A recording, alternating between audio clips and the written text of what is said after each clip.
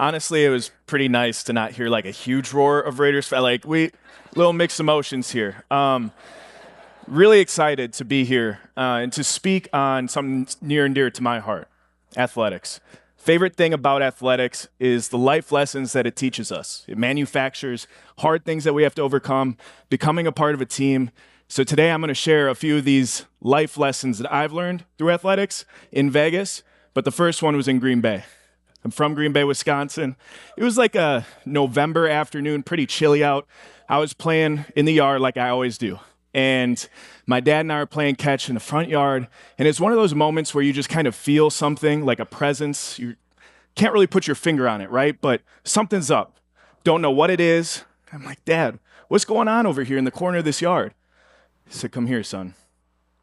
We go to the corner of the yard. He puts me on his shoulders. And if he reached up as high as he could, it got really silent. I could see stadium lights over the tree line. He said, son, the high school football team is playing a couple miles away down the street. Those sounds you're hearing?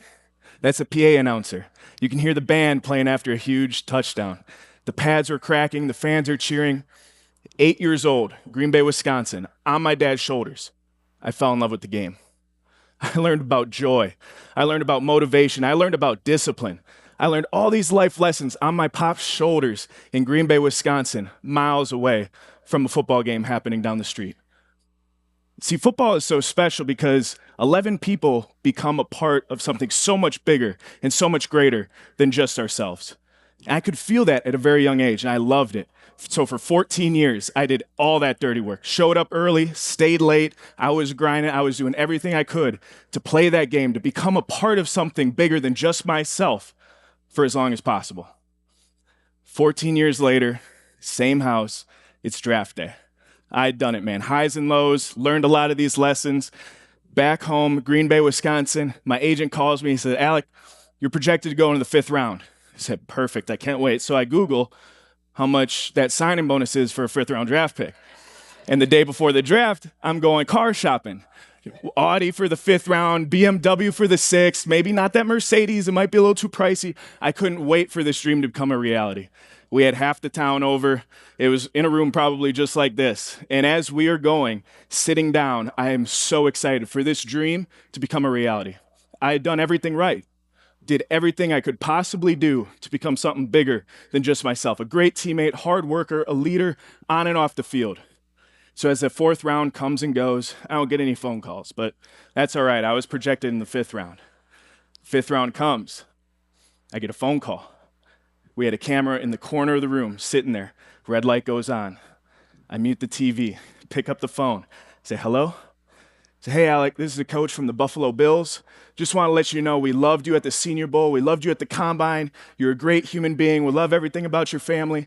We are on the table begging to get you into our building. So keep your phone on you. If you get another call from Orchard Park, New York, pick it up because it means you're going to be drafted. I was like, Coach, I thought this was the call. I thought I just got picked. He's like, no, keep your phone close to you. So all right, sounds good. I hang up the phone, turn the TV back on, tell everybody it's a false alarm, it's going to be good. That call never came.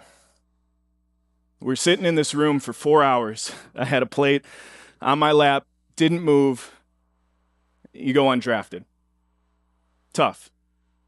You have all these family members for 14 years, you do everything right, and it still isn't good enough. 32 head coaches and general managers said, we'll invest in somebody else. You're not good enough. And now I'm sure a lot of people have heard the undrafted underdog story and like, that's all great, right? Like that's my opportunity to make that happen. And that's the story we're going to tell today, right? No. My fear of rejection, my fear of abandonment, my fear of not being good enough after truly trying your hardest, like not self-sabotage, nothing against that, truly going all in to chase a dream and you're right at the doorstep and they won't let you in. That was such a deep-rooted fear of mine because I'm adopted. I grew up every single day striving for external validation, reaching out, just wanting to be included, wanting to be a part of a team, wanting to be accepted. So I would do anything in my power to make sure that I'd be a part of a team, be a part of a family. People that don't look like me, don't talk like me, aren't from where I'm from, but it didn't matter. And at the moment where the dream was supposed to come true, you aren't good enough. We reject you. How do you respond in that moment? A heartbroken kid, man. The dream was there, 22 years old. I was forced to pause. I was forced to sit on the porch the very next day as Coach Gruden called me up and offered me a tryout spot and listen to support from my father. And him saying, son, whatever you've done in the past wasn't good enough. That's okay. You got to dig deep. You got to use this pause. You got to decide. You have to commit to something greater than you've been before. And that's okay. This is an opportunity, son. Don't let it go. Don't let the emotions of the moment outweigh the standard and the discipline that you've allowed for yourself for this opportunity to come through. I said, all right, Dad, I'll take this lesson. I'll learn it. I'll learn about the power of this pause. I'll learn this life lesson of the NFL trying to tell me you're not good enough. 3 months into training camp, I get offered the starting fullback job. 3 years later, I'm sitting as an undrafted fullback that made the team, that ends up scoring the first touchdown in Allegiant Stadium. Yeah, I did that. That was awesome.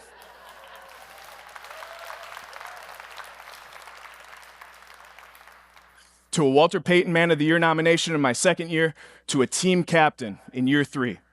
Just climbing those ranks, doing things the right way.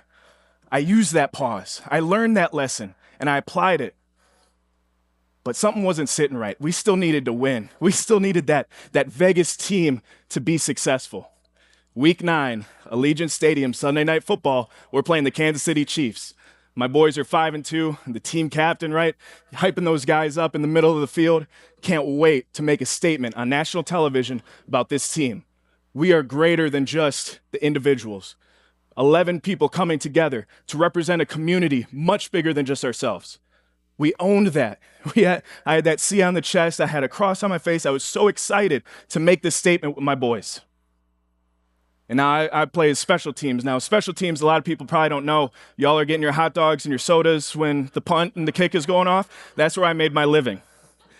That's where I'm running down full speed trying to make a play. I lived in those margins. I did all those little things the right way. We had a punt go up against the Kansas City Chiefs. Mike Hughes catches the ball. He shakes me out of my shoes one way to the other. A.J. Cole, one of my best friends, still a punter today on the team, forces a fumble. I never saw that part.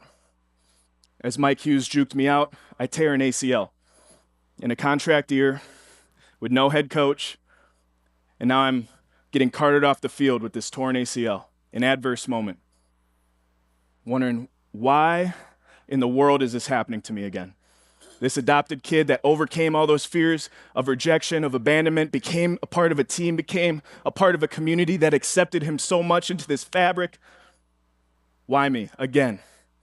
Y'all probably saw tears coming down my face. I promise it wasn't the pain. It was the fear and uncertainty of what's next.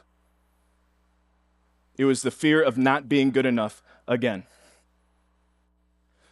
We got blown out by the Chiefs. I'm not going to lie, they beat us. But I was in the training room waiting for the guys to come in, and Derek Carr came up, gave me a hug. He said, Alec, you're going to have to decide how you're going to respond to the situation. You can't control what happens to you in life, but you control your response to it. So, all right, DC. We drove down the street. One night, 24 hours, I paused, just like the porch, and I decided, I'm going to be a better human being. I'm going to be a better man. I'm going to be a better fullback after this injury than before. And I'm going to write a book about it while I do it. I wanted to call my shot. I wanted to share the life lessons that sports have all taught us about overcoming adversity, about being the best version of yourself, of sacrificing that ego and having courage and stepping out into the light. And whether you succeed or fail, you tried. And that's what life's all about.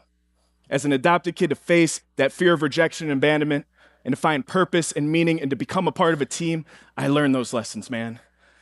I didn't have health. I didn't have a coach. I didn't have a job. But I knew I was going to be a better human being because of the adversity that I was willing to go through. So as we wrap up here, I shared a few different stories here.